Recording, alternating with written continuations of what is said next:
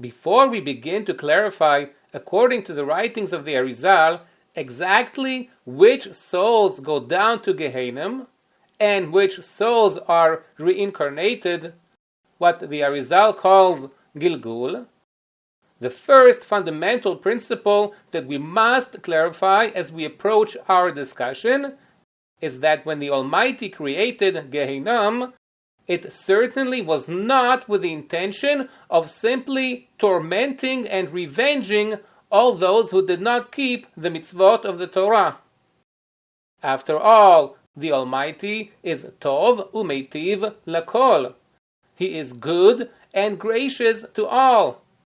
And therefore, certainly everything that He created must necessarily be for our own good, even Geheinom.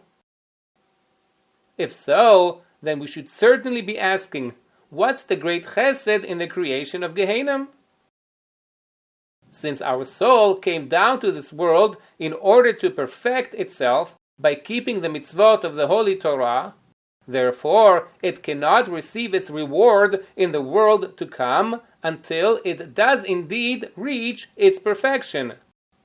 However, since, as the verse states, Adam ein tzaddik ba'aretz asher ya'aseh tov velo yecheta, i.e., no one is a perfect tzaddik who does only good and never ever sins.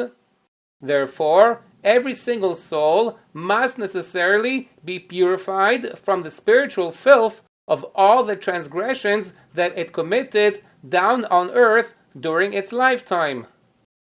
After all the transgressions that were not atoned and repented for in this world continue to contaminate the soul and diminish its great light.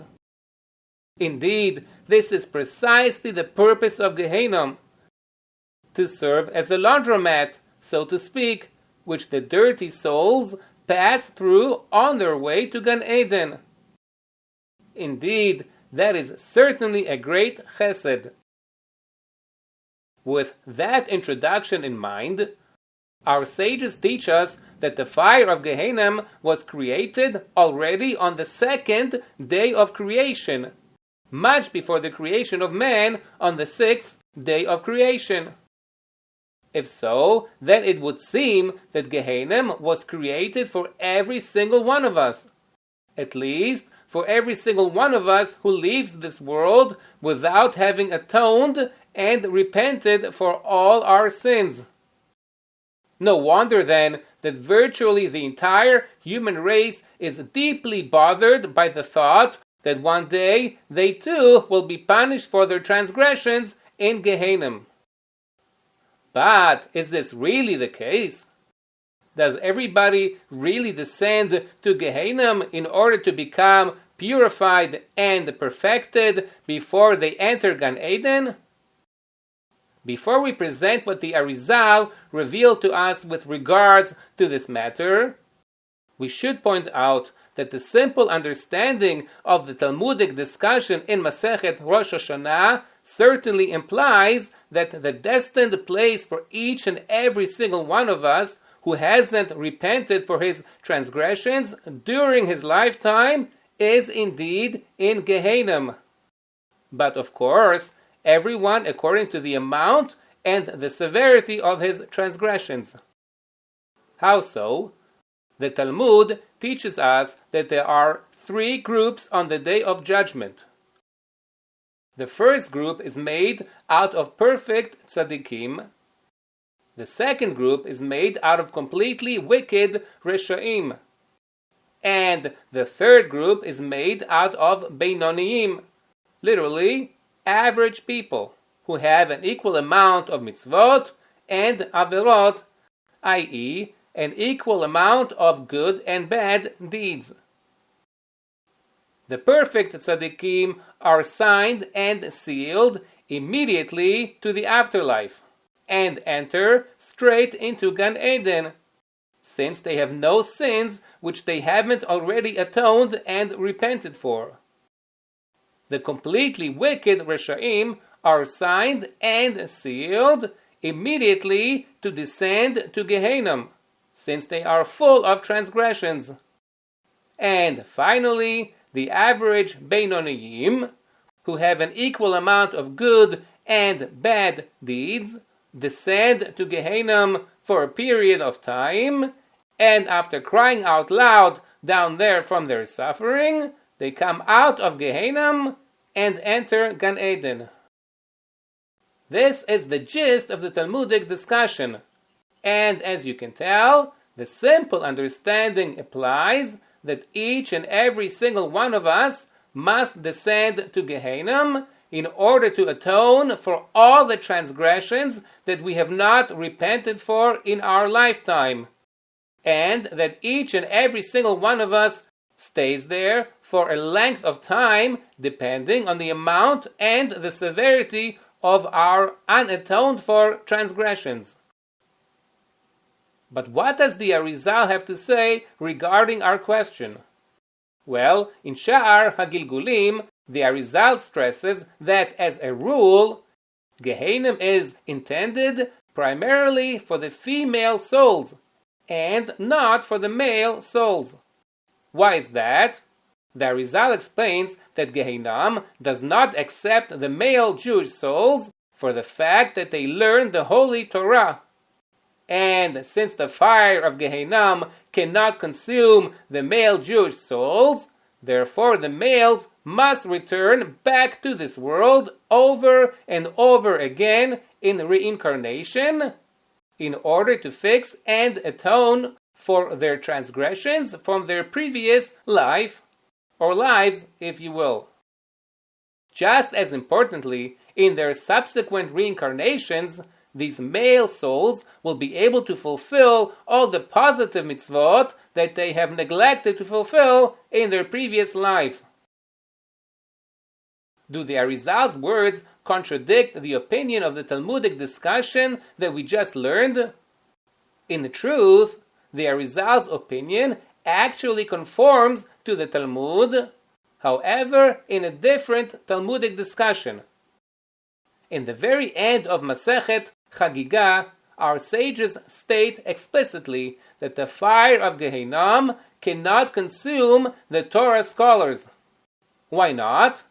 Because the Torah itself is likened to fire, as stated in the verse, Halocho devari ka'esh ne'um Hashem, where the Almighty proclaims that His word, i.e. the Torah, is fire.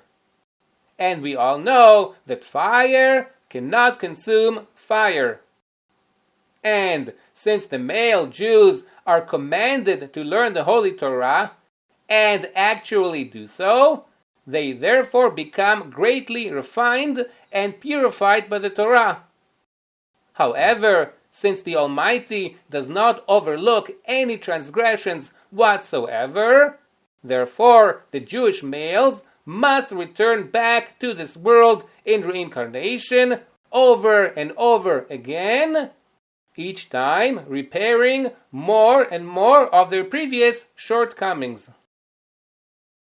In truth, this secret is alluded to in the Holy Scriptures, in a verse in the book of Iyov. Hen kol ele yif'al el pa'amayim shalosh im gaver. Literally, God will do this to a man 2 and even 3 times over.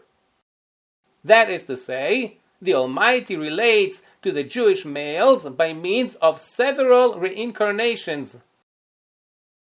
As we can clearly see, this verse alludes to the fact that reincarnations apply to males and not to females. The Arizal brings another verse that alludes to this secret. Dor holech, v'dor ba, v'ha'aretz le'olam omadet. Literally, a generation goes and a generation returns, but the earth stays forever. As we know, when the Holy Scriptures use the term dor, literally generation, it is usually in reference to the Jewish males of that generation. For example, when the Torah stated that the generation that left Mitzrayim numbered 600,000 people, that was said in reference only to the males. On the other hand, throughout the Kabbalistic literature, the term Eretz, literally the earth, refers to the female spiritual side. In our case, to the female souls. According to that, we can understand the secret behind this verse as follows. Dor holech v'dor ba. A generation goes and a generation returns. That was said in reference to the male Jewish souls, i.e., the generation of Jewish males that goes is the same generation of Jewish males that returns in reincarnation, although not necessarily at the same time. However, haaretz, which was said in reference to the Jewish female souls, le'olam omadet, always stays put, as they do not return back to this world in reincarnation, but rather their female souls descend to Geheinom in order to repair and to polish off their deficiencies before entering Gan Eden. When we delve into the details of this rule of thumb in Rav Shimon Agassi's commentary to the Arizal's Sha'ar HaGilgulim, we learn that even the male souls are spared from the fire of Geheinom only when they actually fulfill the commandment to learn the Holy Torah. In other words, the fact that all Jewish males are commanded to learn the Torah is not sufficient enough to spare them from Geheinom, but rather, only by actually learning the Holy Torah do Jewish males become purified and elevated by the Torah, which is likened to fire, to the point that the fire of Geheinom cannot consume the fire of the Holy Torah that these Jewish males learned in their lifetime. If so, then it follows that the Jewish males who did not fulfill the commandment to learn Torah in their lifetime also enter Geheinom in order to iron out their deficiencies, as we learned regarding the Jewish females. On a similar note, we could also question whether Jewish females who did actually learn lots of Torah in their lifetime, such as Beruria, the wife of the Talmudic sage Rabbi Meir, are able to enter Geheinom. That is to say, does the fire of the Holy Torah purify and elevate these Jewish females as well, to the point that the fire of Geheinom cannot consume the fire of the Torah that these ladies learned? However, Rav Shimon Agassi writes that there are two conditions necessary in order to be spared from the fire of Geheinom: the commandment to learn the Holy Torah, and actually learning the Holy Torah.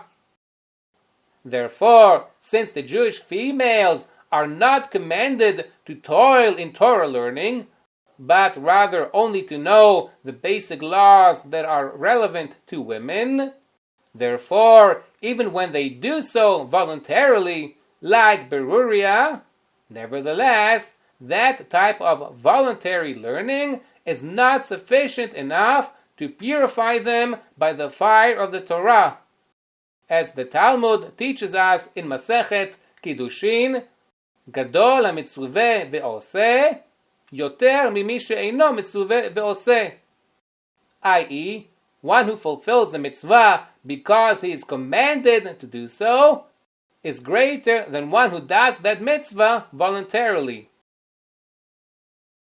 We should also mention that Rav Shimon Agassi suggests that perhaps even an ignoramus Jewish male who did not learn enough Torah himself, but nevertheless was very generous with his money in support of the Torah scholars, will also have the merit of the Torah and will therefore also be spared from the fire of Geheinom, thanks to all the Torah learning that he brought about with his financial support. Indeed, in numerous places, our sages claim that financial support of Torah is a partnership of sorts between the needy Torah scholars and their generous supporters. Similarly, Rav Shimon Agassi suggests that perhaps even the wife of a Torah scholar who supported her husband's learning in many ways will also be spared from the fire of Geheinom, just like her learned husband. After all, the relationship between a supportive wife and her husband's Torah learning is also compared to a partnership of sorts. At the end of the day, Rav Shimon Agassi leaves both cases with a question mark, not only regarding the wife of the Torah scholar, but also regarding the generous ignoramus that did not learn enough Torah himself, but nevertheless supported Torah scholars generously with his money.